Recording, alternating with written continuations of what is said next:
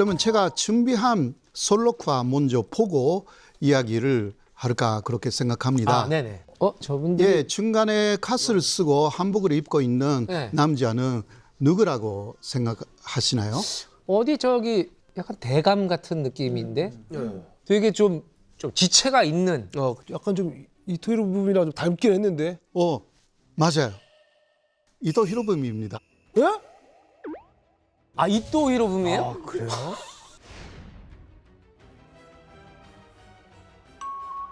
근데 아, 이토 이러면 히로부미가 왜 한복을 입고 있어요? 갓을 쓰고. 그 한복은 그 의사 오족 중 한 명, 이지영이 선물한 한복이라고 합니다. 의사 오족 5명 다 알고 계시죠? 아유, 이거 다 알죠. 한국 사람이 모를 수가 없죠.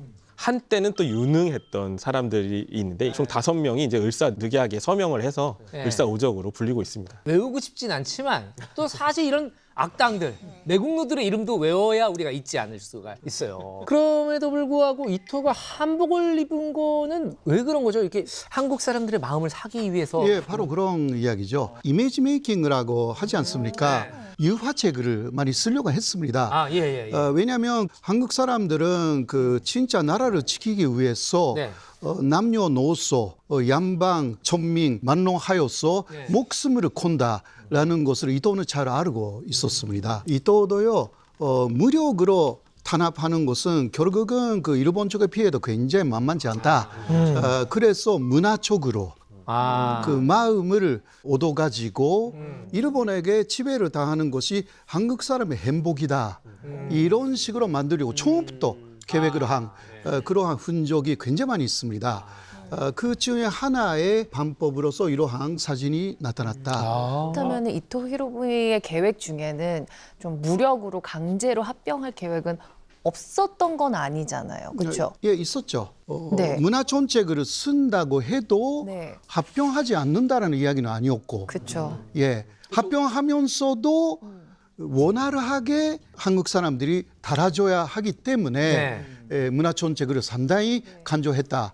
그런 식으로 볼 수가 있는 것입니다. 그렇다면은 안중근 의사의 의거 때문에 혹시 병합이 앞당겨졌다고 볼 수 있는 건가요?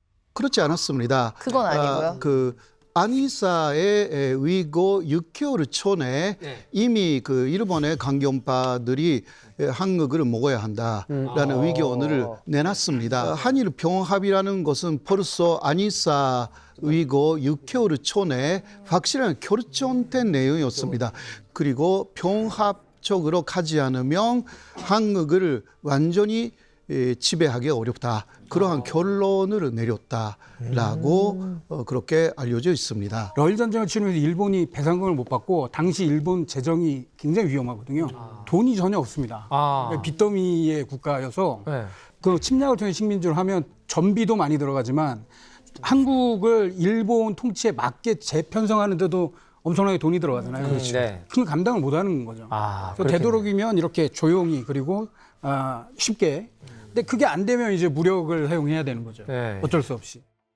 사실 그 이토를 가르친 선생님이 있었어요. 요시다 쇼인이라는 이름인데요. 혹시 요시다 쇼인.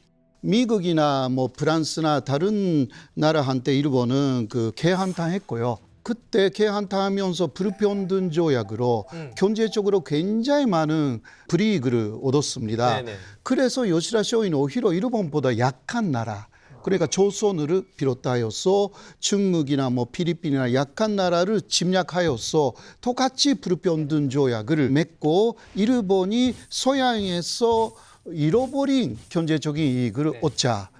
계속 이토 히로부미라든가 그런 사람에게 가르친 사람이 바로 이 사람이에요. 좀 지금 일본 정치계에 있는 일본 우익의 창시자 같은 사람이네요. 예, 창시자인 거예요.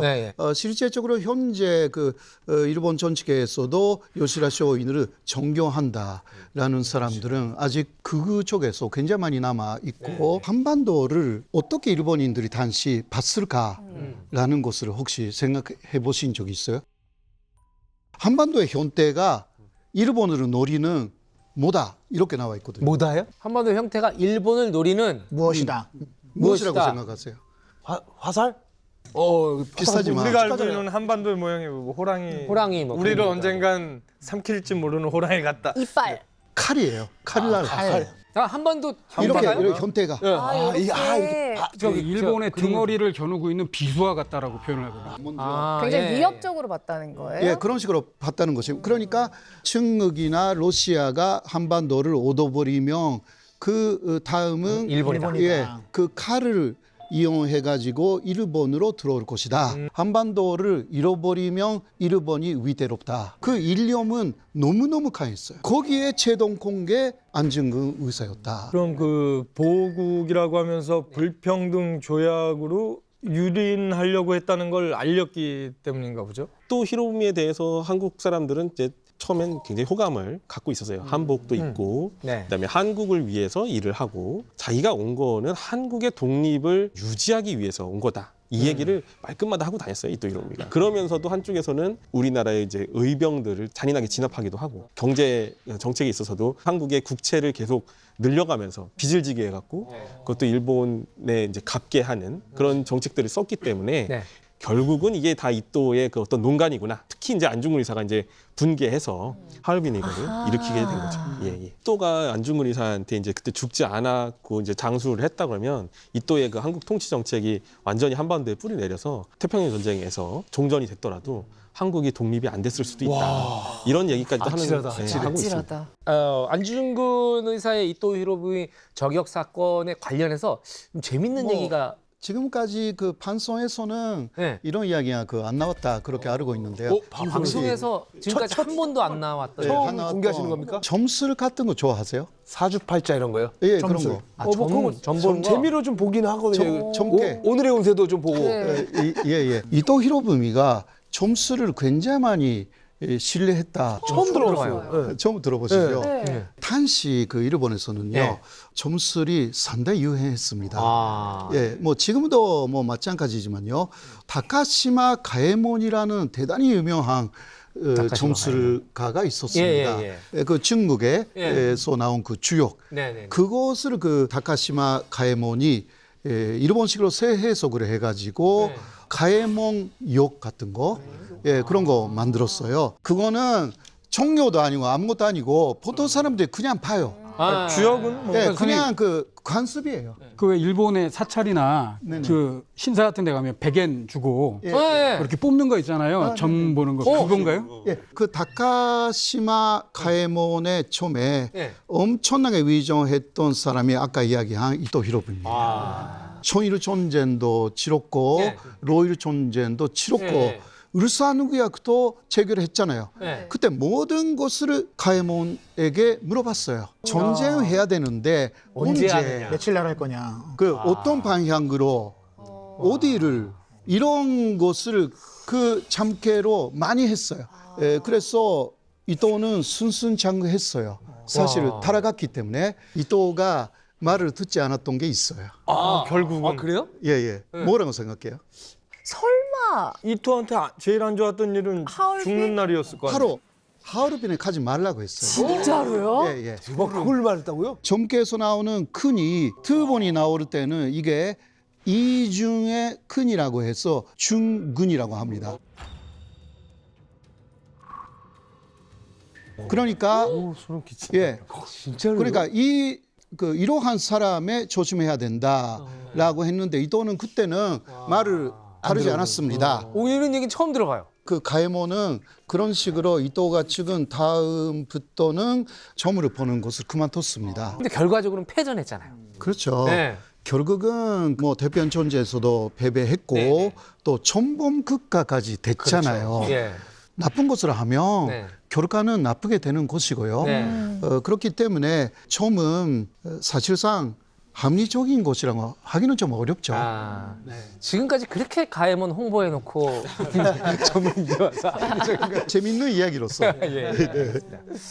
항상 일본은 진짜 역사적으로도 항상 우리를 호시탐탐 노려왔고 우리가 조금이라도 이제 해이해지거나 힘이 없어지면 약해지면. 들어오는 건 뭐 거의 기정사실이다. 지정학적으로. 일본의 한국에 대한 시선, 중국에 대한 시선이 옛날에 시선하고 그렇게 차이가 없습니다. 네. 더 큰 세계를 가기 위한 한국은 그냥 브릿지 역할 정도로 예. 저 다리만 이렇게 쉽게 건너면 된다. 그리고 안중근 의사는 동양평화론으로 한중일의 네. 단결 이러한 이야기를 많이 하셨어요. 그런데 현재 상황에서도 한중일의 단결이라는 것은 조금 어려운 상황이 아닐까.